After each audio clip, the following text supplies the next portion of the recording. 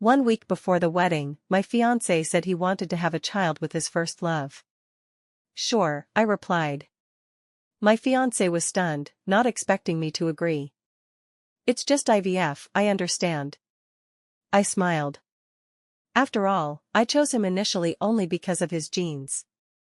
Now it seems better to forget it, a fool can't be the father of my child. After returning home, I posted on Moments, seeking child with high reward, apply online, those with poor intellect need not apply. The notification sounds exploded almost instantly after clicking send. A private message popped up. The note was, Ethan. Ethan, my junior by 2 years, was said to have gone abroad for further studies after graduation, and our contact gradually decreased. He sent a dog peeking.jpg emoji, followed by a line, Senior, is your Moments post for real? Dog shocked spinning.gif. I was amused and replied with 2 words, yes. The chat box immediately showed the other party is typing. And it lasted for a full 10 seconds. Then, a file was transferred. I opened it. It was an extremely detailed electronic medical examination report. Complete blood count, full biochemistry panel, genetic disease screening, sperm motility analysis. Behind the dense data, almost all were pleasing green markers and conclusions of excellent/normal. Following that was the second file, a PhD degree certificate from an Ivy League university, majoring in cutting-edge synthetic biology. The third was a photocopy of a certificate with an anti-counterfeiting query code, International High IQ Society membership proof. My eyebrows slightly raised. Finally, there was a photo. It seemed to be taken right after exercising, in the gym. Sweat slid down clearly defined muscle lines, the skin a healthy honey color, full of youthful, vigorous vitality. Ethan's message popped up again, this time a voice note. His voice came through the receiver, Senior, do you think my qualifications meet the requirements? I think I can be the father of your child. I looked at the message with interest. How had I not noticed his feelings for me before? I typed a few words, then shall we meet tomorrow? Almost the second after the message was sent successfully, the chat interface popped up with a new reply, yes. Dog obediently sitting and waiting.jpg. I had just put away my phone when Jason came in. Grace, who are you chatting with? His expression seemed a bit tense. So he also knew that telling his fiancée he wanted to have a child with another woman was shameful. I ignored him. Grace, Jason, seeing I wasn't speaking, didn't take it seriously and continued. Regarding the wedding, I've thought carefully. Lily's situation is indeed special right now, so I want to postpone the wedding for a while, wait until things stabilize on Lily's side. After the child is born, then we can wholeheartedly prepare the most perfect wedding, okay? He looked at me with affectionate eyes. I know this is sudden, but this is the responsible way for both of us. You'll understand me, right, Grace? I listened quietly, sneering inwardly. Sure. I said the same words again, in a flat tone. He visibly relaxed, his smile deepened, and he stepped forward wanting to embrace my shoulder. I knew it, my Grace is the most reasonable. I slightly turned sideways, avoiding his hand. Postponing the wedding, no problem. I looked at him and continued slowly, however, since we have to wait so long, why not just cancel it altogether? The smile on his face froze instantly, followed by a flash of impatience. Grace, don't say angry words. I promise, once Lily's matter is settled, I'll compensate you doubly. Didn't you always want to go to Iceland to see the Northern Lights? We'll go then, okay? Jason, I avoided his hand. Do I look like I'm throwing a tantrum?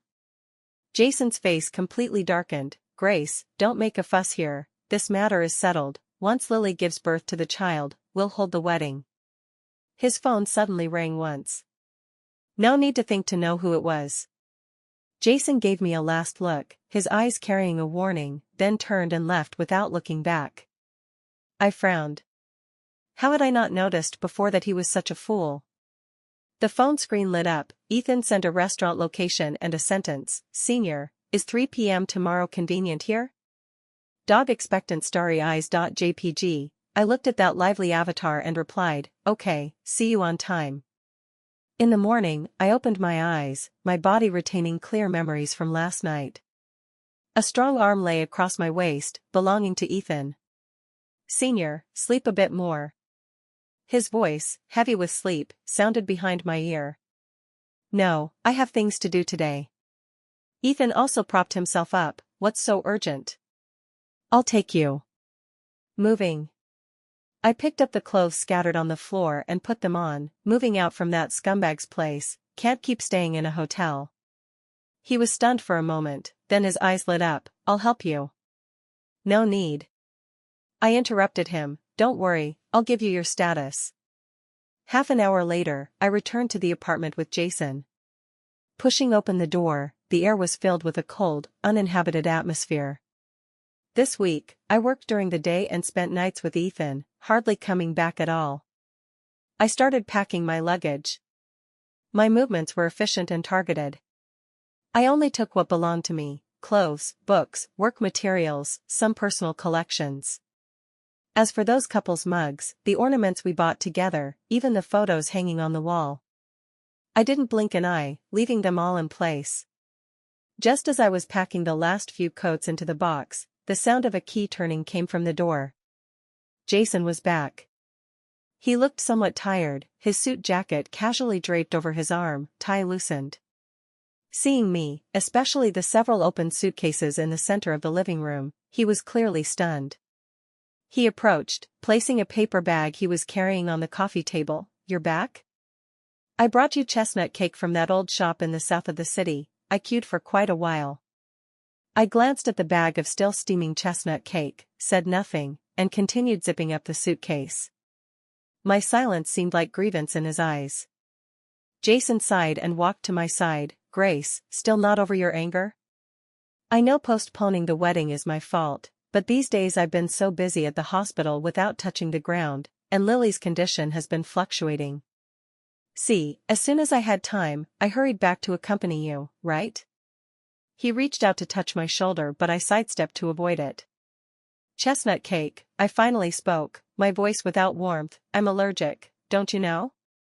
I reached out to take it and threw it directly into the trash bin in front of him. Jason's hand froze in midair, his facial expression instantly becoming somewhat ugly. He indeed didn't know, or had never remembered. "Grace, do you have to be like this? I've been tired all day, kindly brought you a snack. If you don't appreciate it, fine, but this attitude?" "Yes, I might have remembered your taste wrong, but do you have to get so angry?" I ignored him, bending down to close the lid of another box. His patience seemed exhausted, his tone carrying impatience. "All right, stop packing. I'm tired, go make me some soup, whatever words, say them later." This time I stopped my actions. "Jason," I clearly uttered 3 words, "if you want soup, let your Lily sister who needs you to take responsibility make it." His face completely darkened, as if covered with a layer of frost. "What do you mean?" "Sarcasm for whom? Lily and I are innocent, just helping her with IVF. Why are you so petty, thinking things so dirty?" "I'm petty? I'm dirty?" I repeated his words, finally couldn't help laughing out loud. "Jason, when you righteously demand your fiancé to accept you having a child with someone else, when you can't even remember her allergies, when you take it for granted to order her around like a nanny, have you ever thought about who is really dirtier?" I pointed at those suitcases, my voice firm. "I'm moving out, I've made it clear to you, our wedding is cancelled." "Grace!" Jason suddenly raised his volume. "Have you made enough fuss? Just because of this, you want to cancel the engagement? Do you know the invitations have been sent out? How do I explain to the family? How can you be so selfish?" "Selfish?" I zipped up the last suitcase. "That's indeed not as generous as you. Like a duck, anyone can use you." As soon as my words fell, Jason's face turned ashen instantly, veins bulging on his forehead. "Grace! You're simply unreasonable." His hand pointing at me was trembling, voice squeezed through his teeth. "When did you become so vulgar, so vicious?" I couldn't be bothered to waste more words with him, pulling the suitcase, walking towards the door without looking back. He roared furiously behind me, "Stop right there, if you dare walk out this door today, don't regret it later. Responding to him was the loud bang of the door being slammed shut. I settled down in my new place. Jason seemed furious with me, not speaking to me for a whole month, not even sending a message. I was just happy to have peace. His first love often posted on moments, visible only to me. I wasn't interested in their lovey-dovey daily life, until she posted, "Want to get married, Jason brother says he'll wait for me forever." I was stunned. Not because of the scumbag's words, but because I remembered I should give the puppy brother a status. As said, done, the next day I dragged him to get the marriage certificate. With the red marriage certificate in hand, Ethan stared at it for a long time. He looked at me, his eyes astonishingly bright, and said solemnly, "Senior, I'll be good to you."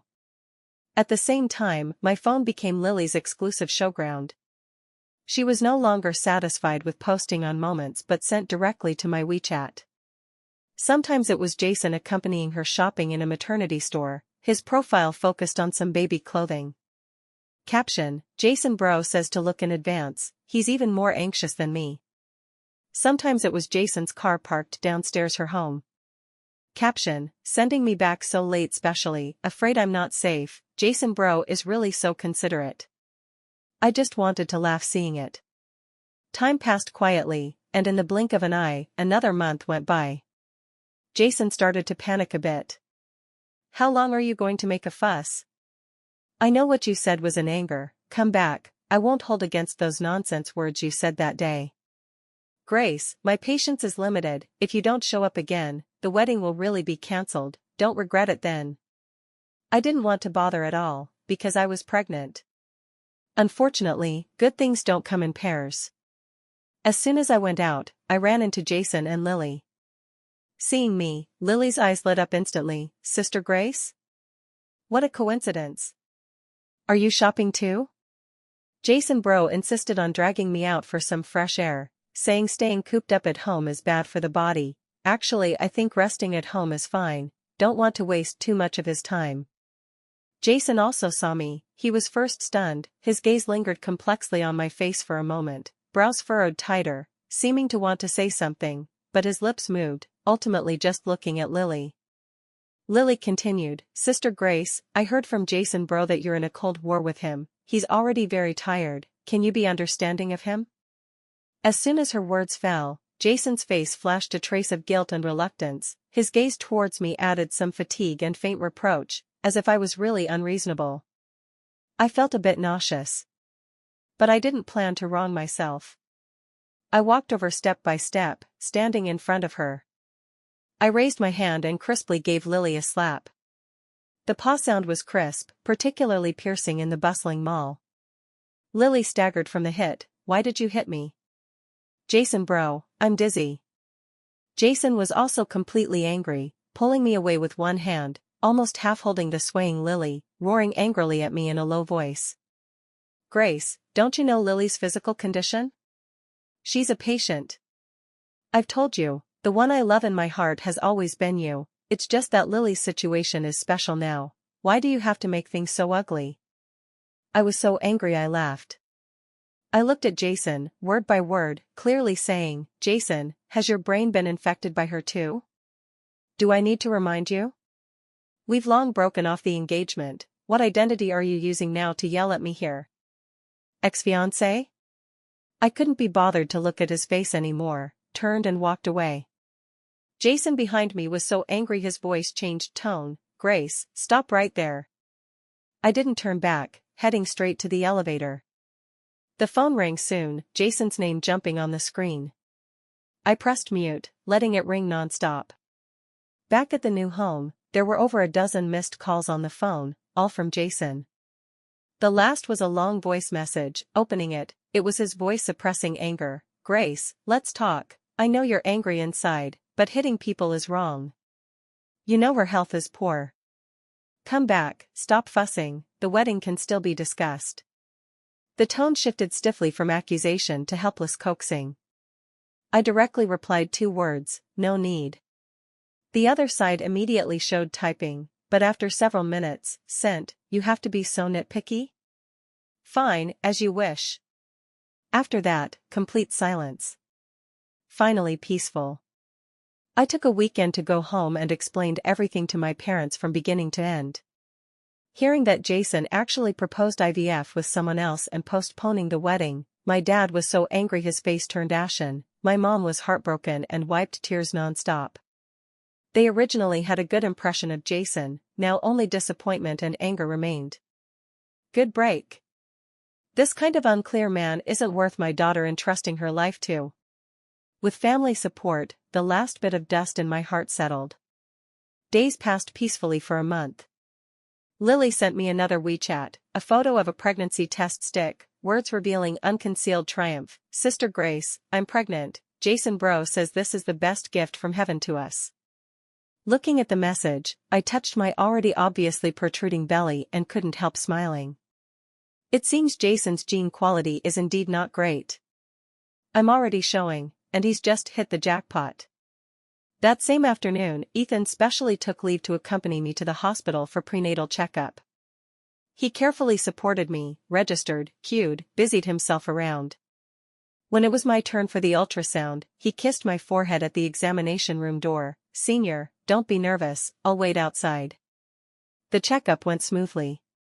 When I came out, Ethan went to the doctor's office to get the detailed report. I sat on the corridor bench resting, gently stroking my belly, feeling the little one's occasional movements inside.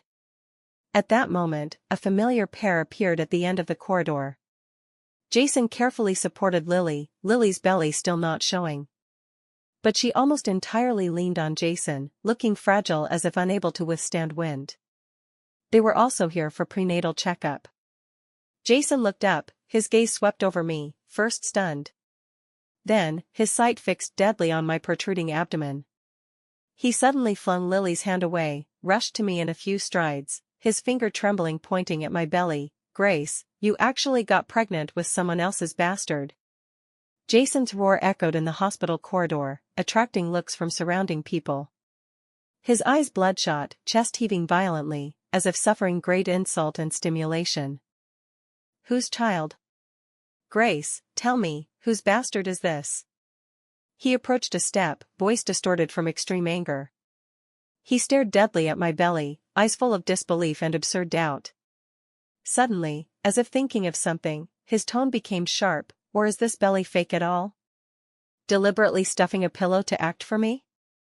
Saying that, he actually reached out wanting to press on my belly, seeming to verify if it was real or fake. My eyes turned cold, just about to retreat and avoid, a figure swiftly blocked in front of me, firmly grabbing Jason's extended wrist. It was Ethan.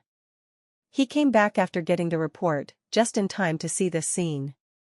Mr. Jason, please show some respect. Ethan's voice wasn't loud, but carried undeniable force. My wife, and my child, are not for you to touch. Yours? Jason seemed to hear the biggest joke, sneering loudly. Ethan?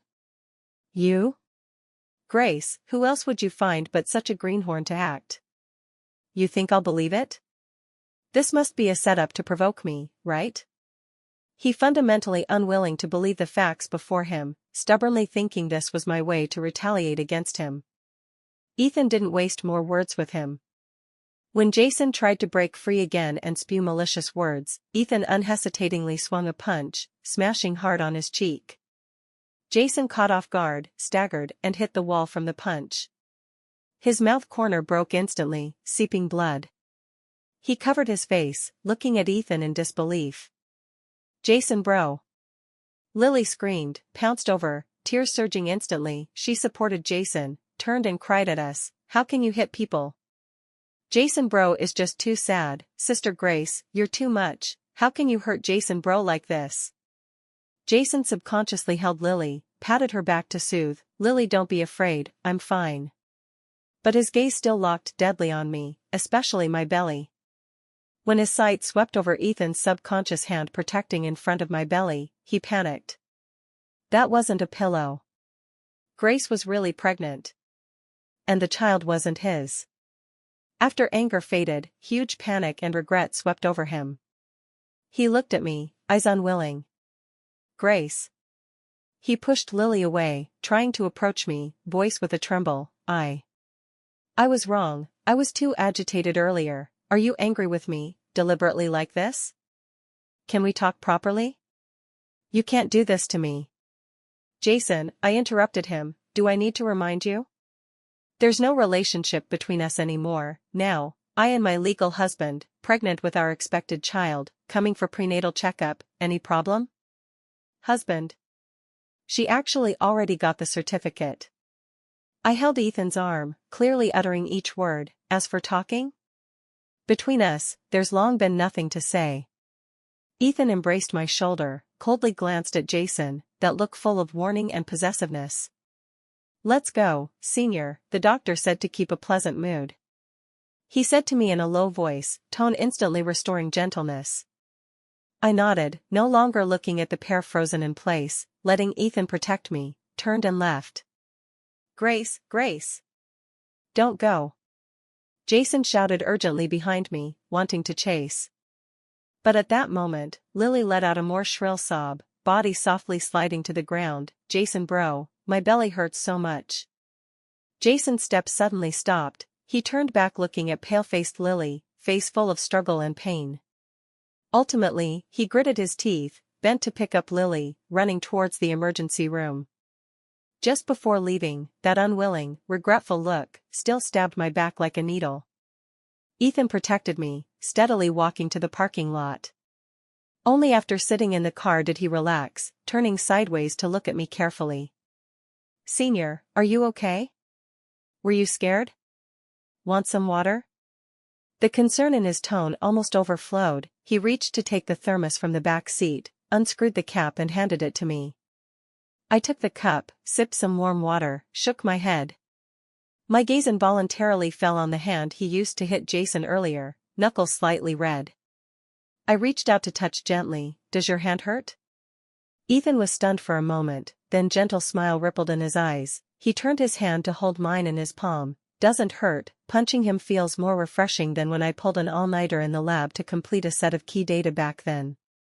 He paused, voice lowered a bit, with a trace of caution. Senior, do you think I was too impulsive? Starting a fight in a place like the hospital? I shook my head, tone affirmative. No, he deserved it, and, I paused, meeting his gaze, the way you protected me and the baby, very handsome. Ethan's ear tips reddened at a visible speed. Back home, Ethan immediately tied on an apron and went into the kitchen. During dinner, we tacitly didn't mention the hospital matter again. Ethan carefully picked out fish bones for me, served soup. Topics revolved around the doctor's notes from the checkup, and what the baby might look like in the next ultrasound. Watching his animated expression, I suddenly felt a bit dazed.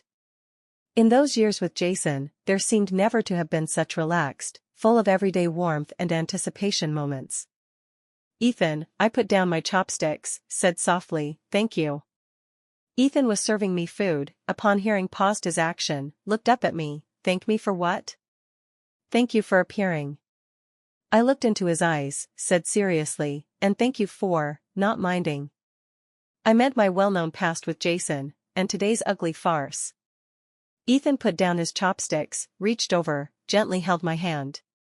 Senior, he called, then shook his head, smiled. No, now I should call you wife.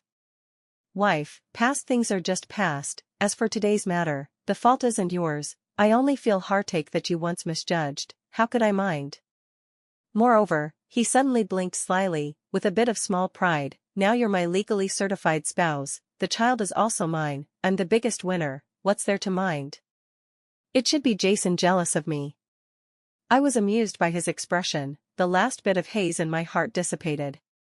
In the evening, the setting sun laid a warm golden layer on the living room. I was nestled on the sofa flipping through parenting books, Ethan in the study handling work emails. The doorbell suddenly rang.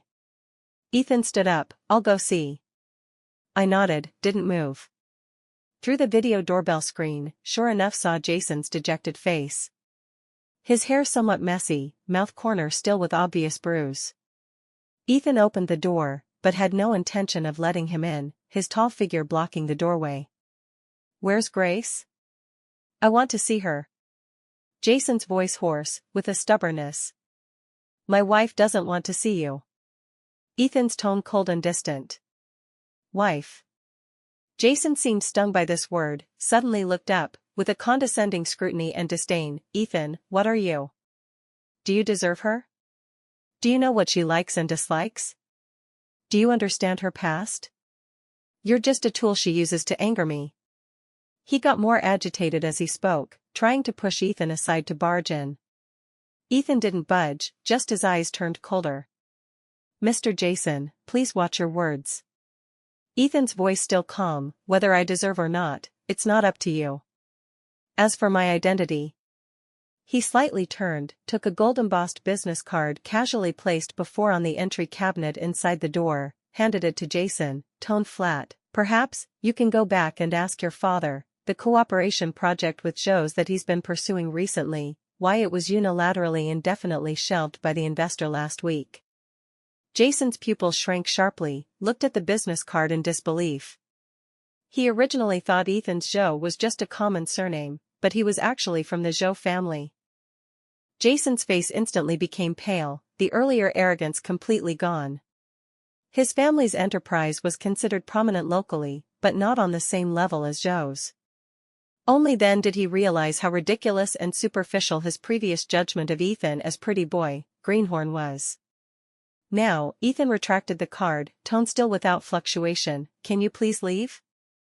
You're disturbing my wife's rest. Jason stiffened in place, lips trembling, but couldn't say a word. The huge identity gap and reality blow made him unable to digest for a moment. But he was still unwilling. He looked over Ethan's shoulder, shouting hoarsely into the house, Grace, are you so heartless? Our years of relationship, you say let go and let go? Yes, I did wrong, but it was just a moment of confusion. The one I love in my heart is always you. Can't you give me a chance to reform? I finally put down the book, slowly walked to the door, stood beside Ethan, calmly looking at the madly appearing Jason. Jason, you still don't understand? My voice was light, yet pierced his heart like an ice awl. I never loved you that much. He suddenly froze, as if paused. I continued, initially choosing you, just thought your genes were decent, IQ and appearance above average, fitting my grandfather's will's preferred standards for the heir. What I need is just a child with premium genes, to legitimately inherit that fortune. As for who the child's father is, it doesn't matter, you just happened to appear at that time point, and seemed the most suitable. These words were half true half false. Grandfather indeed had a will concerning a huge fortune, with implicit requirements for the heir's quality, but this wasn't the entire reason I initially chose Jason.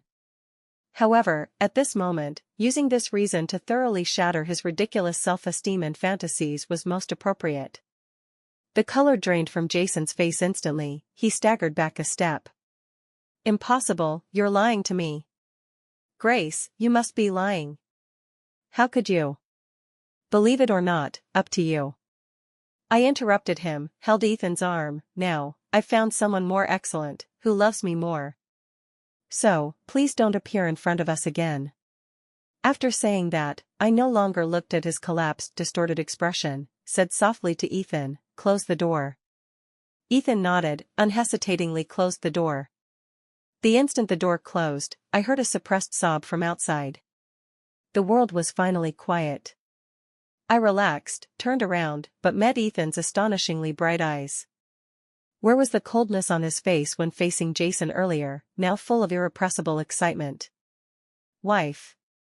He hugged me up, carefully avoiding the belly, spun in place, voice jubilant. You said I'm more excellent earlier, is it true? Do you really think so? I was amused by his childish action, patted his shoulder to let me down. Of course it's true, otherwise why would I choose you? He gently put me down, but still circled my waist, lowered head to rub my forehead with his nose tip, tone with thick expectation and a trace of caution. Then, wife, when shall we hold the wedding? Can't let the child be born without parents having a proper wedding, right?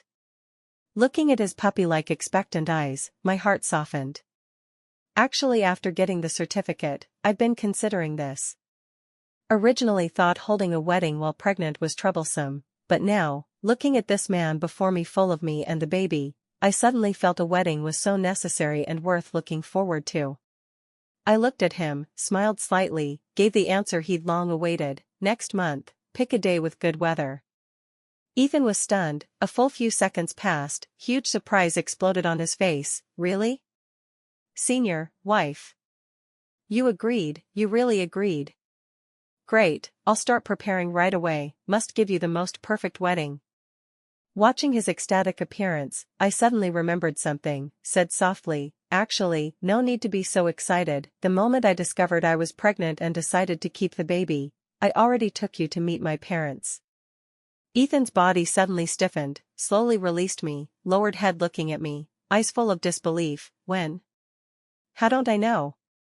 I smiled, raised hand to smooth his slightly wrinkled collar from excitement. It was that time, I said to take you to eat at a very authentic private kitchen. After dinner, my dad had you play 2 games of chess with him, my mom pulled you to ask about your living habits abroad for half a day. Ethan was completely stunned. He recalled that seemingly ordinary family banquet. At the time he only thought it was a normal gathering for girlfriend to bring him to meet parents, though nervous, didn't notice anything unusual. So, I looked at his shocked appearance, tone gentle and affirmative. Mom and Dad approved of you long ago. They know all about you, and support my choice. Otherwise, why do you think I got the certificate with you so quickly? Ethan's eyes rimmed red instantly. He suddenly embraced me. Wife, thank you. Thank you and the baby for choosing me. I hugged him back, feeling the solid heartbeat from his chest, my heart filled with unprecedented steadiness and happiness. 1 month later, I wore the wedding dress Ethan specially had a French designer customize. At the wedding, pure white flower arches, long red carpet, guests entered one after another, faces brimming with blessing smiles. Everything was as dreamed, except. He won't really dare to come, right? Best friend and bridesmaid Amy helped arrange my veil, whispered, eyes revealing worry. Since then, Jason never appeared before me again. But news about him sporadically floated into my ears. Heard he was grounded at home by Richard, heard he and Lily quarreled several times, heard the Gu family suffered considerable losses because the cooperation with Joe's fell through, now in a mess. In today's occasion, as long as he has a bit of reason, he won't come. I said calmly, fingers gently stroking the slightly protruding belly. The baby was almost 5 months, fetal movements increasingly obvious, each time reminding me of the joy and responsibility brought by new life. As for Jason, already an irrelevant past. However, just as the wedding march was about to start, father holding my hand, preparing to step on the red carpet, a commotion came from the banquet hall entrance.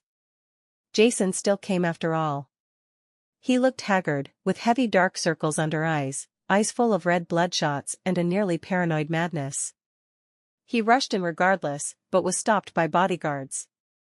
Grace, Grace! He shouted hoarsely through the crowd, voice raspy and broken, you can't marry him, I don't agree, I was wrong, I know I was outrageously wrong. Give me another chance. The scene was chaotic for a moment, guests turned heads, whispered. My father frowned tightly, gripped my hand tighter.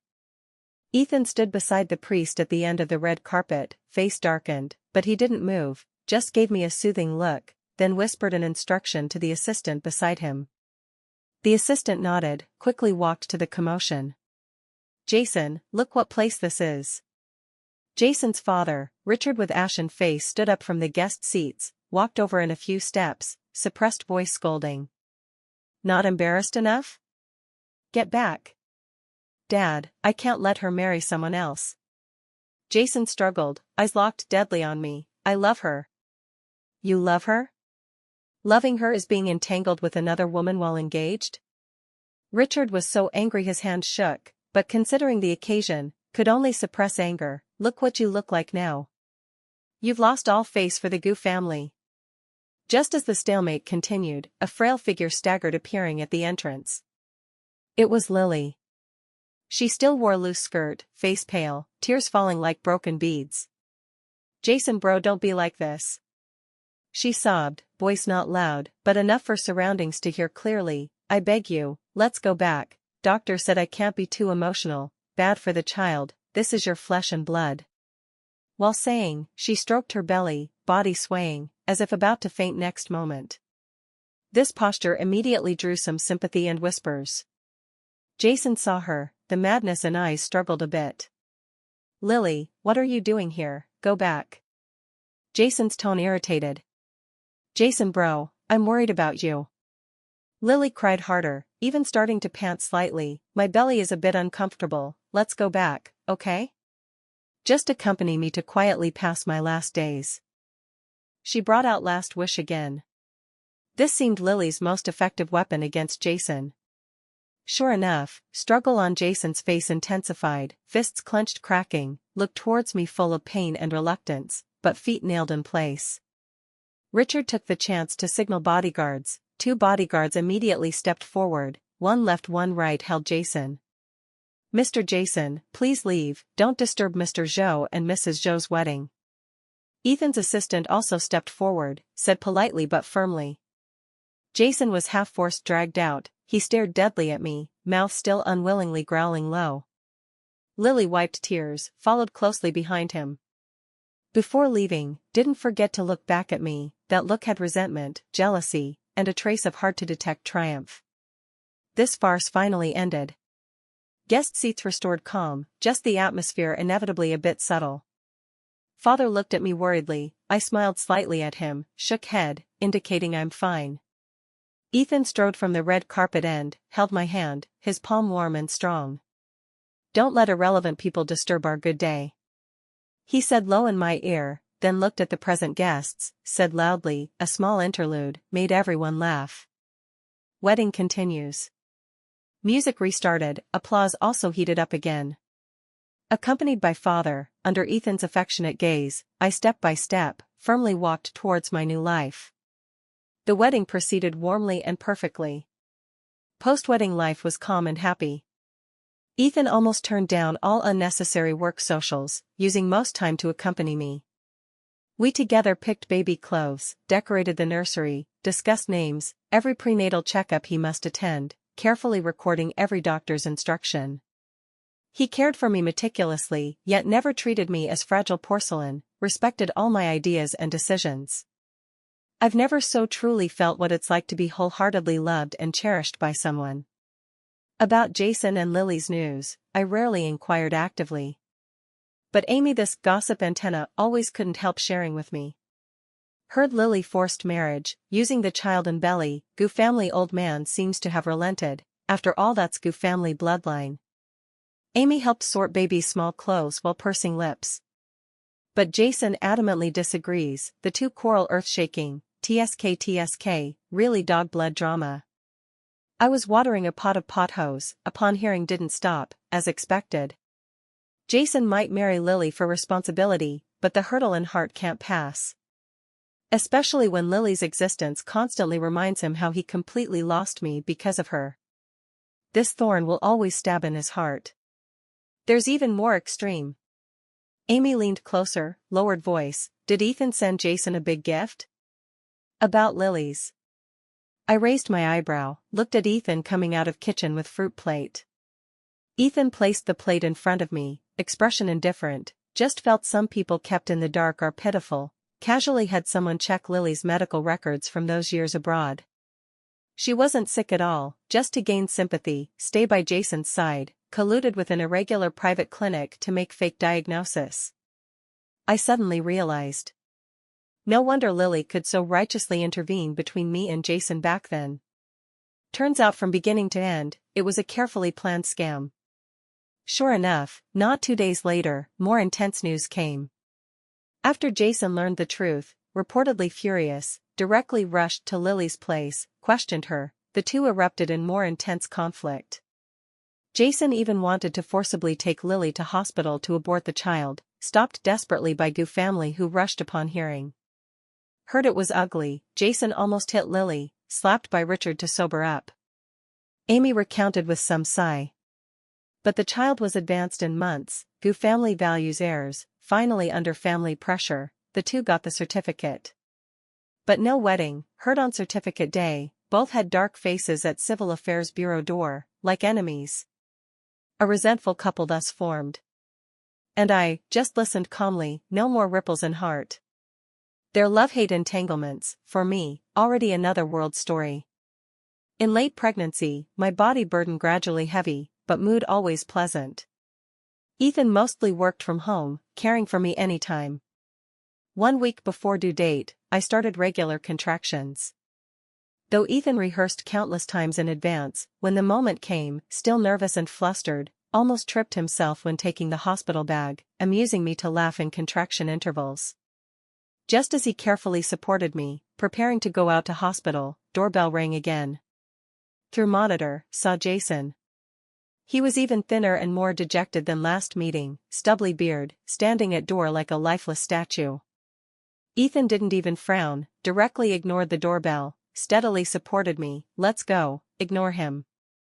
I nodded, contraction came again, I deep breathed, focused all attention on adjusting breath.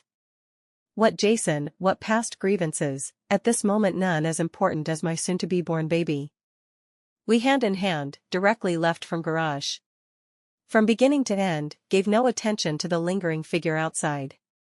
Later heard from home aunt, Jason stood outside for a long time, until security came to ask him leave.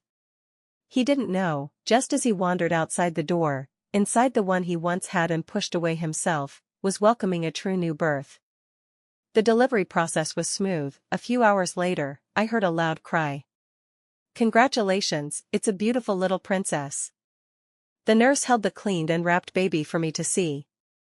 We named her Nina, meaning peaceful and beautiful, also a homophonic combination of my and Ethan's surnames.